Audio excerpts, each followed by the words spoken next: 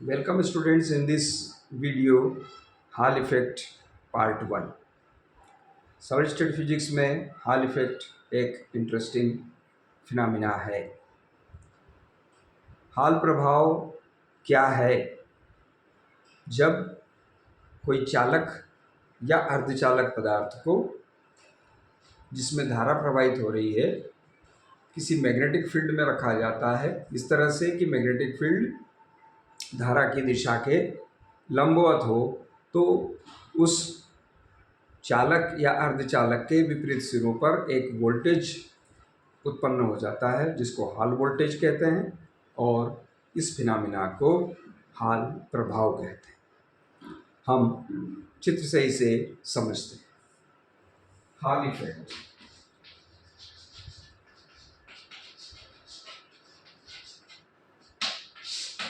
Hall प्रभाव। सबसे पहले हम कंसीडर करते हैं कि एक चालक पदार्थ हमारे पास है, एक मेटेलिक स्लैब हमारे पास है। वो इस प्रकार का है। We have a metallic slab.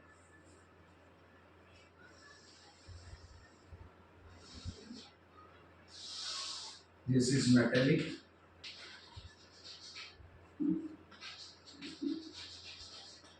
एक चालक पदार्थ है जिसमें आवेशवाहक मेनली फ्री इलेक्ट्रॉन्स।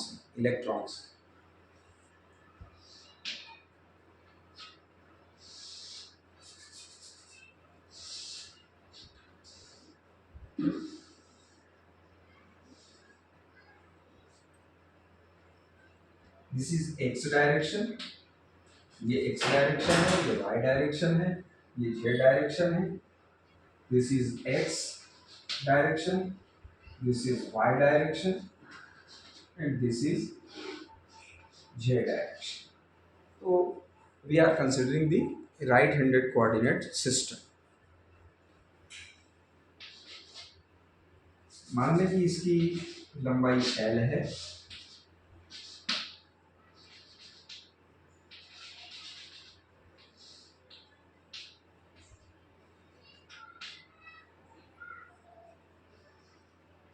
ये डायमेंशन इसकी जो वाई डायरेक्शन की है ये B है और ये D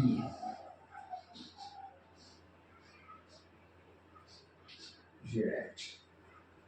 इस प्रकार से इसका वॉल्यूम है LBD और एरिया ऑफ क्रॉस सेक्शन है BD। इसमें चार्ज कैरियर्स इलेक्ट्रॉन है।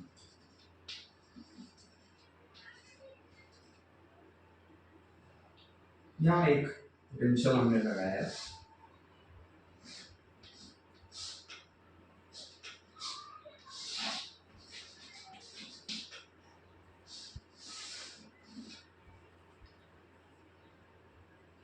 इसमें यहाँ एक इलेक्ट्रिक फील्ड डेवलप हो गया।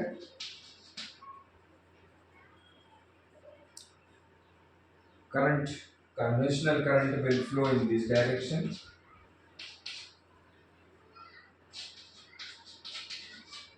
Electron will flow in opposite direction. तो इलेक्ट्रॉन इस दिशा में चलेंगे।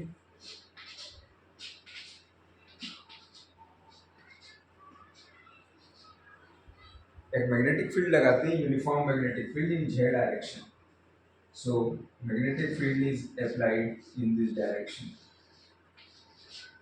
call it dz। ये इधर जा रहे हैं। Now they will experience, electron पर एक बल लगेगा, लॉरेंज बल। और फ्लेमिंग के बाएं हाथ के नियम से हम देखें कि इलेक्ट्रॉन अगर इधर जा रहे हैं इस दिशा में, these are the electrons negatively charge, इस दिशा में जा रहे हैं तो कन्वेंशनल करंट इस डायरेक्शन में फ्लो हो रही है। तो this is the direction of conventional current, this is the direction of magnetic field. Thumb directs the direction of force. तो फोर्स इस दिशा में लग रहा है, यानी वाई दिशा में, निगेटिव वाई डायरेक्शन में। तो इस फ्रंट फेस पर ये इस ओर आएंगे, इलेक्ट्रॉन पर इधर फोर्स लगेगा तो इस फ्रंट फेस पर यहाँ पर इलेक्ट्रॉन इस ओर आकर एक्यूमुलेट होंगे, और अपोजिट फेस पर जो बैक साइड वाला फेस है उस पर क्या होगा, उस पर पॉजिटिव आयंस इकट्ठे होंगे। तो ये जो फ्रंट फेस है, हम चाहे तो इसको कुछ नाम दे दें, ए स्मॉल ए, बी, सी, डी, ई, एफ, जी, एच, ऐसा नाम दें।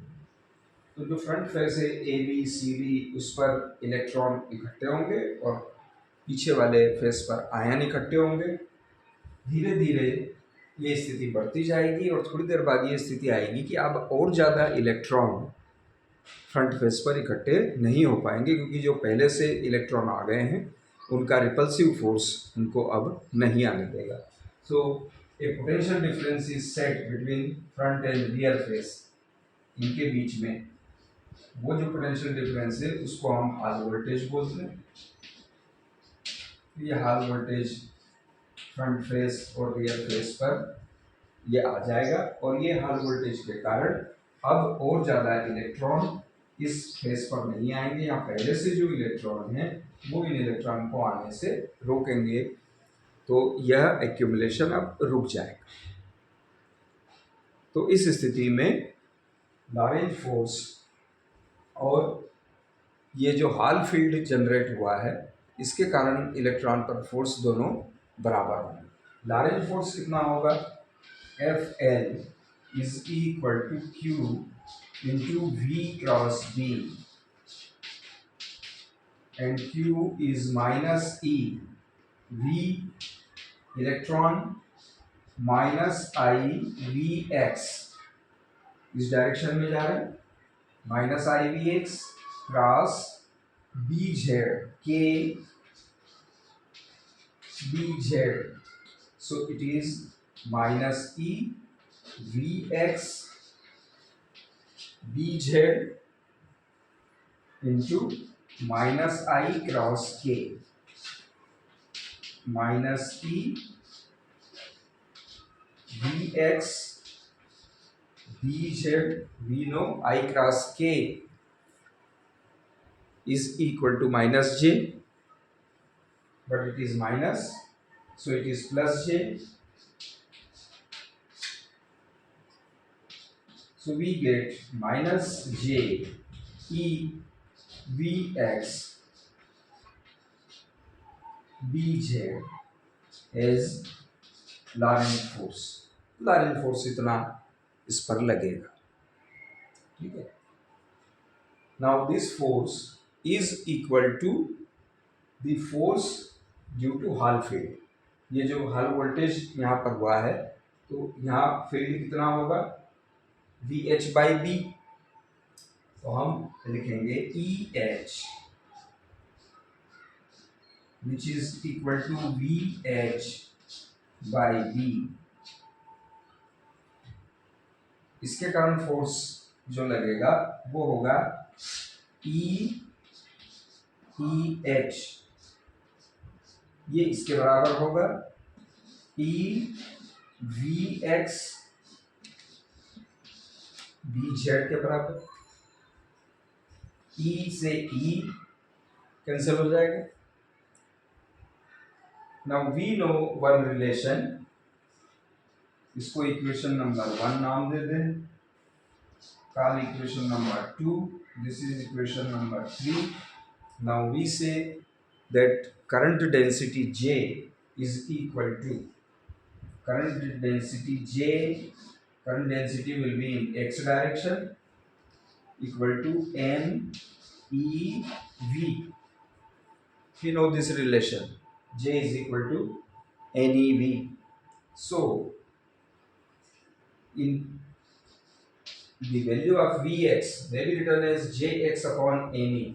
So Eh is equal to Jx upon N E B Z. Now 1 upon Ne is written as a constant, so Eh Hall coefficient 1 upon Ne Jx Bz. So Rh is equal to Eh upon Jx Bz. So Rh is equal to Eh upon Jx.